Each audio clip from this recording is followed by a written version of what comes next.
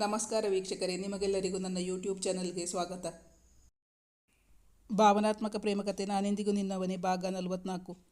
ನೀನಿವತ್ತು ನನಗೆ ಮಾಡಿರುವ ಉಪಕಾರನ ನಾನು ಈ ಜನ್ಮದಲ್ಲಿ ಮರೆಯೋಕೆ ಸಾಧ್ಯ ಇಲ್ಲ. ಜಾನು, ನಿಂಗೆ ಅದೆಷ್ಟು ಪ್ರೀತಿ ನನ್ನ ಮೇಲೆ, ನನಗೀಗ ಎಷ್ಟು ಖುಷಿಯಾಗ್ತಾ ಇದೆ ಎಂದು ಹೇಳುತ್ತಾ ಅವಳ ಮುಖದ ತುಂಬ ಮುತ್ತಿನ ಮಳೆಗರೆದಿದ್ದ ಜ್ಯೇಷ್ಠ. ನಿನ್ನ ಫೀಸ್ ನೀನು ಹೇಳೇ ಇಲ್ಲ ಎಂದು ಪ್ರೀತಿಯಿಂದ ಅವಳನ್ನು ಜನನಿ ಮೃದುವಾಗಿ ಅವನ ಹಣೆಯನ್ನು ಒತ್ತತೊಡಗಿದಳು. ಜನನಿಯ ಸನಿಹ ಅವನಿಗೆ ತುಂಬ ಹಿತವಾಗಿತ್ತು. ಹಾಗೆ ಕಣ್ಣು ಮುಚ್ಚಿ ಮಲಗಿಕೊಂಡಿದ್ದ ಜ್ಯೇಷ್ಠ. ಅವನ ತಲೆನೋವಿಗೆ ಕಾರಣವೇನು? ಅವಳ ಮನಸ್ಸು ಯೋಚಿಸುತ್ತಿತ್ತು. ತಮ್ಮ ಸ್ಕೂಲ್ನಲ್ಲಿ ಕೆಲಸ ಮಾಡುತ್ತಿದ್ದ ನಿಧಿ ಆತ್ಮಹತ್ಯೆ ಮಾಡಿಕೊಂಡಿದ್ದರಿಂದ ಅವರು ಆ ಆಪಾದನೆಯನ್ನು ಏಕೆ ತನ್ನ ಮೇಲೆ ಹೊರಿಸುತ್ತಿದ್ದಾರೆ? ಜ್ಯೇಷ್ಠನ ಮನಸ್ಸು ಆ ಬಗ್ಗೆ ಯೋಚಿಸುತ್ತಿತ್ತು. ಈ ವಿಷಯ ಏನಾದರೂ ಜನನಿಗೆ ತಿಳಿದರೆ ಅವಳು ಇದನ್ನು ಹೇಗೆ ಸ್ವೀಕರಿಸುತ್ತಾಳೋ? ಆ ಹೆಂಗಸು ತನ್ನನ್ನು ನೆಮ್ಮದಿಯಾಗಿ ಬದುಕಲು ಬಿಡುವುದಿಲ್ಲ ಎಂದು ಹೇಳಿದ್ದರಲ್ಲವೇ? ಇನ್ನೆಂದಾದರೂ ಜನನಿಯೊಂದಿಗೆ ತಾನು ಹೋಗುತ್ತಿರುವಾಗ ಇದೇ ರೀತಿ ತನ್ನನ್ನು ಅಡ್ಡಗಟ್ಟಿ ಹೇಳಿದರೆ ಆಗ ಈ ವಿಷಯ ಜನನಿಗೆ ಖಂಡಿತ ಗೊತ್ತಾಗುತ್ತದೆ. ಅದರ ಬದಲು ಹಿಂದೆ ತಾನು ಜನನಿಯೊಂದಿಗೆ ಈ ವಿಷಯ ಪ್ರಸ್ತಾಪಿಸಿದರೆ ಹೇಗೆ ಎಂದು ಅವನ ಮನಸ್ಸು ಯೋಚಿಸುತ್ತಿತ್ತು. ಇನ್ನಾರದೋ ಮೂಲಕ ಈ ವಿಷಯ ಗೊತ್ತಾಗಿ ಅವಳು ತನ್ನ ಬಗ್ಗೆ ಕೆಟ್ಟ ಅಭಿಪ್ರಾಯ ಹೊಂದಿದರೆ ಎಂಬ ಅನುಮಾನವೂ ಇತ್ತು ಅವನಿಗೆ. ಜನನಿ ಅವನ ಹಣೆ ನೀವುತ್ತಿದ್ದಾಗ ಪುಟ್ಟ ಮಗುವಿನಂತೆ ಅವಳ ಮಡಿಲಲ್ಲಿ ಅವನು ತಲೆಯಿಟ್ಟು ಮಲಗಿದ್ದ. ಸಾಕು ಜಾನು, ನಿಂಗೂ ಆಯಾಸವಾಗಿದೆಯೇನೋ? ಹೊರಗೆ ಹೋಗಿ ಸುಸ್ತಾಗಿ ಬಂದಿದ್ದೀಯಾ? ನಿನ್ನ ಕೈಯಲ್ಲಿ ಕೆಲಸ ಮಾಡಿಸ್ಕೊಳ್ತಿದ್ದೀನಿ. ನಾನಿವತ್ತು ಫುಲ್ ಅಪ್ಸೆಟ್ ಆಗಿಬಿಟ್ಟಿದ್ದೆ. ಸಾರಿ. ನಿನ್ನನ್ನು ವಿಚಾರಿಸಿಕೊಳ್ಳೋದೇ ಮರ್ತೆ. ನೀನು ಹೋದ ಪ್ರೋಗ್ರಾಮ್ ಚೆನ್ನಾಗಿ ನಡೀತಾ? ಅಲ್ಲಿ ನಿಂಗೇನು ತೊಂದರೆ ಆಗಿಲ್ಲ ತಾನೆ? ಮತ್ತೆ ನಿಮ್ಮಮ್ಮನ ಮನೆಯಲ್ಲಿ ಎಲ್ಲರೂ ಚೆನ್ನಾಗಿದ್ದಾರಾ? ಅವನ ಮನಸ್ಸು ತಹಬದಿಗೆ ಬಂದ ಬಳಿಕ ಅವಳನ್ನು ವಿಚಾರಿಸಿಕೊಂಡಿದ್ದ ಜ್ಯೇಷ್ಠ.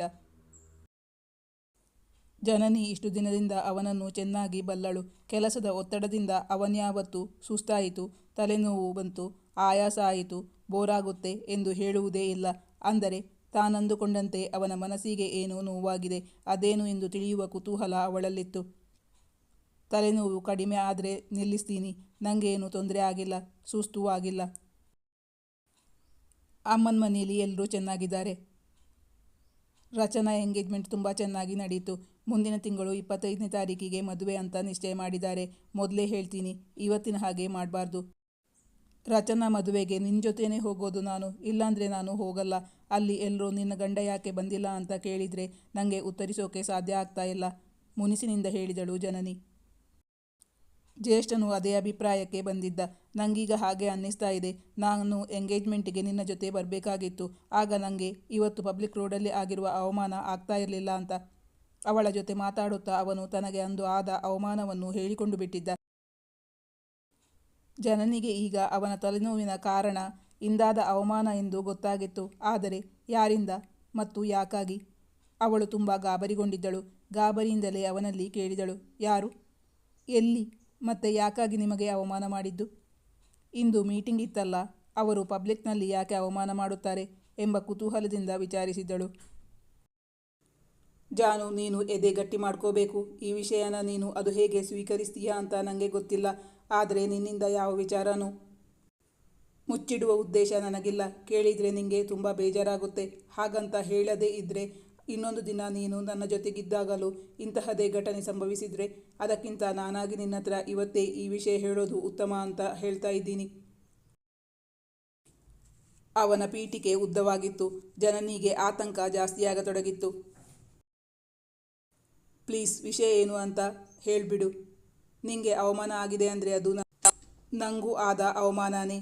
ನನ್ನ ಗಂಡಂಗೆ ಅವಮಾನ ಮಾಡಿದವರನ್ನು ನಾನು ಸುಮ್ಮನೆ ಬಿಡಲ್ಲ. ಯಾರು ಅಂತ ನನಗೆ ಈಗಲೇ ಹೇಳು. ಜಾನು, ಅದು ನಾನಿವತ್ತು ಮೀಟಿಂಗ್ ಮುಗಿಸ್ಕೊಂಡು ಬರಬೇಕಾದ್ರೆ ಒಬ್ಬರು ಹೆಂಗಸು ಬಂದು ನನ್ನನ್ನು ಕೊಲೆಗಾರ, ಅಪರಾಧಿ ಅಂತ ಹೇಳಿದ್ರು ಎಂದು ಶುರು ಮಾಡಿದವನು ಅಂದು ನಡೆದ ಘಟನೆಯನ್ನು ಪೂರ್ತಿ ವಿವರಿಸಿದ ಜನನಿಗೆ. ಅವನಂದುಕೊಂಡಂತೆ ಜನನಿಯ ಮುಖದಲ್ಲಿ ಯಾವ ವ್ಯತ್ಯಾಸವೂ ಕಾಣಲಿಲ್ಲ ಅವನಿಗೆ. ಅದನ್ನು ನೋಡಿ ಅವನಿಗೆ ಇನ್ನಿಲ್ಲದ ಆಶ್ಚರ್ಯವಾಗಿತ್ತು. ಜಾನು, ನಿಂಗೆ ಏನು ಅನ್ನಿಸ್ತಾ ಇಲ್ವಾ? ಎಲ್ಲಿ ನೀನು ನನ್ನ ಅನುಮಾನದ ದೃಷ್ಟಿಯಲ್ಲಿ ನೋಡ್ತೀಯೋ, ನನ್ನನ್ನು ತಪ್ಪು ತಿಳ್ಕೊಳ್ತೀಯೋ ಅಂತ ನನಗೆ ತುಂಬ ಆತಂಕ ಆಗಿತ್ತು ಗೊತ್ತಾ? ಅವನು ಆಶ್ಚರ್ಯದಿಂದಲೇ ಕೇಳಿದ ಅವಳನ್ನು. ಬಳಿಕ ಅವಳ 2 ಕೈಗಳನ್ನು ತನ್ನ ಕೈಯೊಳಗೆ ತೆಗೆದುಕೊಂಡ ಜ್ಯೇಷ್ಠ. ತನ್ನ ಕೈಗಳನ್ನು ಹಿಡಿದಿದ್ದ ಅವನ ಕೈಯನ್ನು ತುಟಿಗೊತ್ತಿಕೊಂಡಳು ಜನನಿ. ಜ್ಯೇಷ್ಠ, ನೀನು ನನ್ನ ಕ್ಷಮಿಸಿದ್ದೀನಿ ಅಂತ ಹೇಳಿದರೆ ನಾನು ಮುಂದುವರಿತೀನಿ. ನನಗೆ ತಪ್ಪಿತಸ್ಥ ಭಾವನೆ ಕಾಡ್ತಾ ಇದೆ ಎಂದು ಅವನತ್ತ ಯಾಚನಾ ದೃಷ್ಟಿಯಿಂದ ನೋಡುತ್ತಾ ಹೇಳಿದಳು ಜನನಿ. ಅವಳೇಕೆ ತನ್ನ ಕ್ಷಮೆ ಯಾಚಿಸುತ್ತಿದ್ದಾಳೆ ಎಂದು ಅರಿಯಲಾಗದೆ ಜ್ಯೇಷ್ಠ, ಇದಕ್ಕೆ ನೀನ್ಯಾಕೆ ನನ್ನ ಹತ್ರ ಕ್ಷಮೆ ಕೇಳ್ತೀಯ?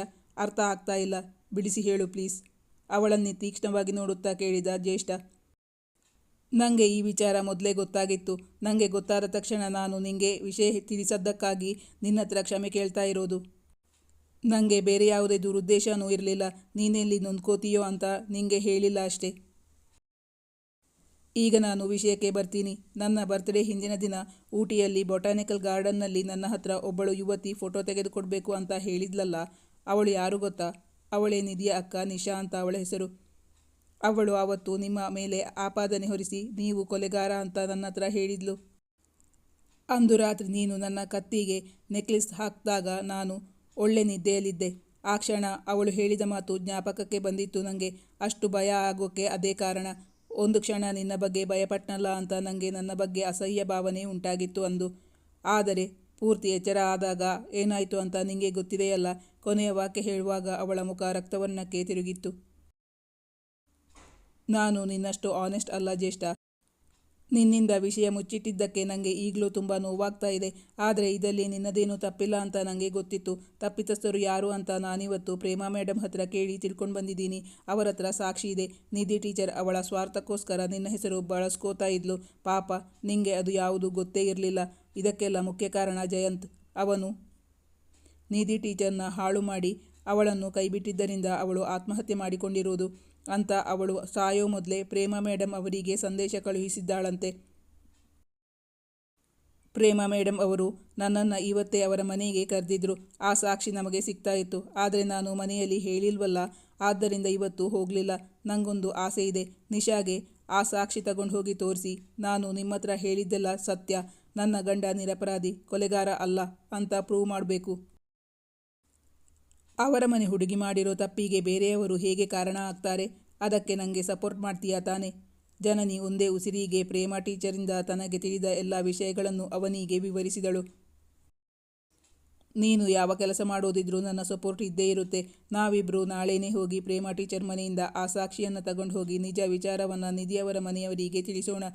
ಅವನು ಅದಕ್ಕೆ ಒಪ್ಪಿಗೆ ಇತ್ತ. ತನಗೆ ಗೊತ್ತಿಲ್ಲದೆ ತನ್ನ ಹೆಸರನ್ನು ಜಯಂತ್ ಮತ್ತು ನಿಧಿ ದುರ್ಬಳಕೆ ಮಾಡಿಕೊಂಡಿದ್ದನ್ನು ಕೇಳಿ ಅವನಿಗೆ ತುಂಬ ಬೇಸರವಾಯಿತು.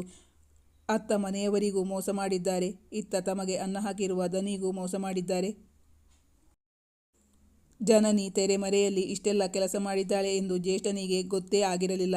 ಅಂದರೆ ತಾನು ಅಪರಾಧಿಯಲ್ಲ, ಕೊಲೆಗಾರನಲ್ಲ ಎಂಬುದಕ್ಕೆ ಸಾಕ್ಷಿಗಳಿವೆ. ಅದನ್ನು ಸಂಗ್ರಹಿಸಿಕೊಳ್ಳಬೇಕು. ಮತ್ತೊಂದು ಕ್ಷಣದಲ್ಲಿ ಅವನ ಬಲಿಷ್ಠ ಬಾಹುಗಳಲ್ಲಿ ಬಂದಿಯಾಗಿ ಬಿಟ್ಟಿದ್ದಳು ಜನನಿ. ಜಯಂತ್ ಈಗಲೂ ನಿಮ್ಮ ಸ್ಕೂಲಲ್ಲಿ ಮ್ಯಾನೇಜರ್ ಆಗಿ ಕೆಲಸ ಮಾಡ್ತಾ ಇದ್ದಾರಾ? ಅವನನ್ನು ವಿಚಾರಿಸಿದಳು ಜನನಿ. ಇಲ್ಲ, 3 ತಿಂಗಳ ಹಿಂದೆ ಅವನು ಹಣವನ್ನು ಮಿಸ್ಯೂಸ್ ಮಾಡ್ಕೋತಿದ್ದಾನೆ ಅಂತ ಅವನನ್ನು ಕೆಲಸದಿಂದ ತೆಗೆದುಹಾಕಿದ್ದೀವಿ. ಆ ಸ್ಕೂಲ್ ಶುರು ಮಾಡಿದ್ದು ಸಹನಾ ಆಂಟಿನ? ಕುತೂಹಲಕ್ಕಾಗಿ ಅವನ ಬಳಿ ವಿಚಾರಿಸಿದ್ದಳು ಜನನಿ. ಅಲ್ಲ, ಅದು ನಮ್ಮ ಅಜ್ಜಿಗೆ ಒಂದು ಸ್ಕೂಲ್ ಶುರು ಮಾಡಬೇಕು ಅಂತ ಆಸೆ ಇತ್ತು. ಅದಕ್ಕಾಗಿ ಅಜ್ಜಿ ತಾತನ ಹೆಸರಲ್ಲೇ ಸ್ಕೂಲು ಶುರು ಮಾಡಿದ್ದು.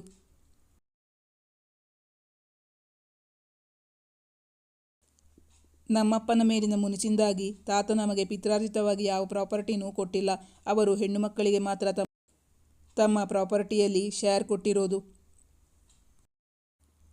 ಅದು ಸಹನಾ ಆಂಟಿಗೆ ತಾತ ಕೊಟ್ಟಿರೋದು. ಅವರಿಗೆ ಇಲ್ಲಿ ನೋಡ್ಕೊಳ್ಳೋಕೆ ಆಗ್ತಿಲ್ಲ ಅಂತ ಅಮ್ಮ ಮತ್ತು ನಾನು ಸ್ಕೂಲ್ ಮ್ಯಾನೇಜ್ ಮಾಡ್ತಾ ಇದ್ದೀವಿ. ಇದು ಇಷ್ಟಕ್ಕೆಲ್ಲ ಕಾರಣ ಆಗುತ್ತೆ ಅಂತ ನಾನು ಕನಸಲ್ಲೂ ಅಂದ್ಕೊಂಡಿರಲಿಲ್ಲ. ಜನನಿಯ ಬಳಿ ವಿಷಾದದಿಂದಲೇ ಹೇಳಿಕೊಂಡಿದ್ದ ಜ್ಯೇಷ್ಠ. ನೀನಿವತ್ತು ನನಗೆ ಮಾಡಿರುವ ಉಪಕಾರನ ನಾನು ಈ ಜನ್ಮದಲ್ಲಿ ಮರೆಯೋಕೆ ಸಾಧ್ಯ ಇಲ್ಲ.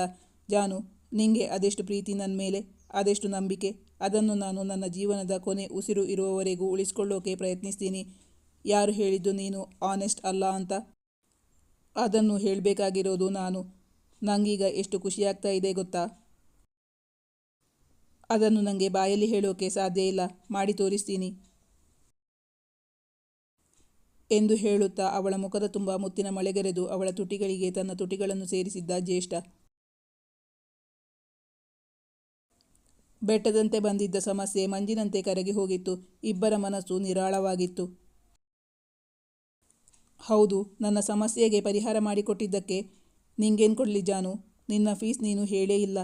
ಪ್ರೀತಿಯಿಂದ ಅವಳನ್ನು ತನ್ನೊಳಗೆ ಹುದುಗಿಸಿಕೊಳ್ಳುತ್ತಾ ಕೇಳಿದ ಜ್ಯೇಷ್ಠ. ಕೆಲಸ ಪೂರ್ತಿ ಆದಮೇಲೆ ನನಗೆ ಫೀಸ್ ಬೇಕೇ ಬೇಕು. ಅದನ್ನು ಈಗ ಕೇಳಲ್ಲ. ನಾನು ಕೇಳಿದಾಗ ಮಾತ್ರ ಇಲ್ಲ ಅಂತ ಹೇಳೋ ಹಾಗಿಲ್ಲ. ಜನನಿ ಅವನ ಕಣ್ಣುಗಳನ್ನೇ ನೋಡುತ್ತಾ ಉತ್ತರಿಸಿದಳು. ನಿಂಗೆ ಯಾವತ್ತೂ ಇಲ್ಲ ಅಂತ ಹೇಳುವ ಪ್ರಶ್ನೆಯೇ ಇಲ್ಲ. ನೀನು ಕೇಳೋದು ಹೆಚ್ಚೋ, ನಾನು ಕೊಡೋದು ಹೆಚ್ಚೋ? ಅದೇನೋ ಗೊತ್ತಿಲ್ಲ ಜಾನು. ನಾನು ನಿನ್ನ ಜೊತೆಗಿದ್ರೆ ನನ್ನ ಮನಸ್ಸು ತುಂಬಿದ ಹಾಗೆ ಇರುತ್ತೆ. ಇವತ್ತು ನೀನು ನನ್ನ ಜೊತೆ ಇರಲಿಲ್ವಲ್ಲ, ಎಲ್ಲ ಖಾಲಿ ಖಾಲಿ ಆದಂತೆ ಅನ್ನಿಸ್ತಾ ಇತ್ತು ಎಂದು ಹೇಳುತ್ತಾ ಜ್ಯೇಷ್ಠ ತನ್ನ ಅಪ್ಪುಗೆಯನ್ನು ಬಿಗಿಗೊಳಿಸಿದ. ಈ ಕಥೆಯ ಮುಂದಿನ ಭಾಗ ಮುಂದಿನ ಸಂಚಿಕೆಯಲ್ಲಿ ಮುಂದುವರಿಯುವುದು. ವೀಕ್ಷಕರೇ, ನಿಮ್ಮ ಅನಿಸಿಕೆ ಅಭಿಪ್ರಾಯವನ್ನು ಕಮೆಂಟ್ ಮಾಡಿ ತಿಳಿಸಿ. Thank you for watching.